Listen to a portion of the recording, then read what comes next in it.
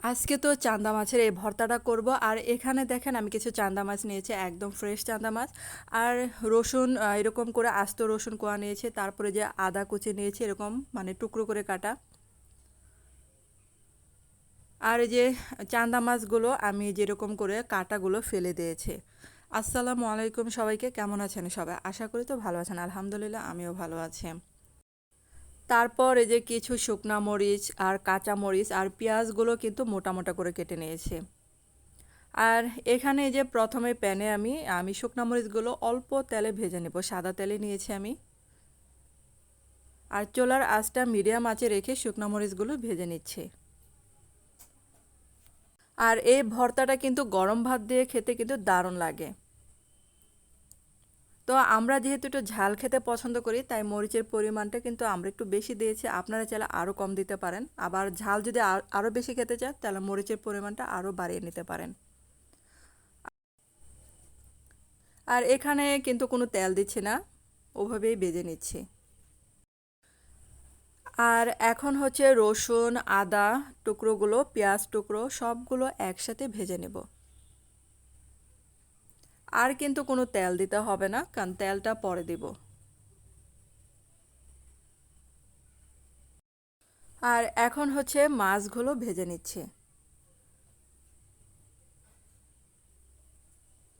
আর এখন অল্প পরিমাণে আমি সাদা তেল দিয়েছি মাছগুলো ভাজার জন্য।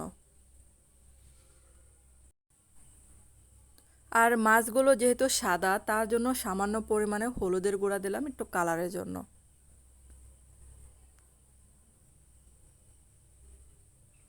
আর এগুলো মানে হালকা মচমচে করে ভেজে নিয়েছি।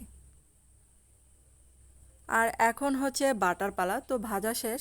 আর প্রথমে যে শিলপাটায় বেটে নেব, আপনারা চাইলে ব্লেন্ডারও বেটে নিতে পারেন। আর প্রথমে যে লবণের সাথে শুকনা মরিচগুলো গুঁড়ো করে নিয়েছিলাম।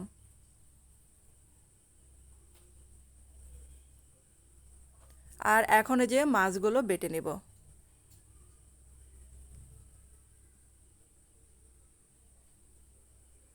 তো মাছগুলো আমি 2-3 বার একটু বেটে নিয়েছিলাম। আর এখন হচ্ছে পেঁয়াজগুলো, আর পেঁয়াজগুলো কিন্তু একদম মিহি করে বেটে নেব না। তো বাটা শেষ, এখন হচ্ছে সরিষার তেল দিয়ে মাখিয়ে নিচ্ছি।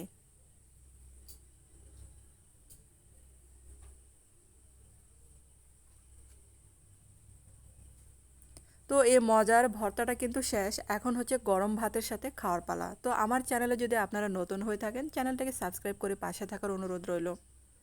এবং ফেসবুকে যদি ভিডিওটা দেখে থাকেন, অবশ্যই ভিডিওটা একটু শেয়ার করে দেবেন আর লাইক দিয়ে দেখা শুরু করবেন। তো গরম গরম ধোয়া ওঠা ভাত নিচ্ছি শিলপাটায় খাওয়ার জন্য। তো ধন্যবাদ সবাইকে এতক্ষণ আমার ভিডিওটা দেখার জন্য।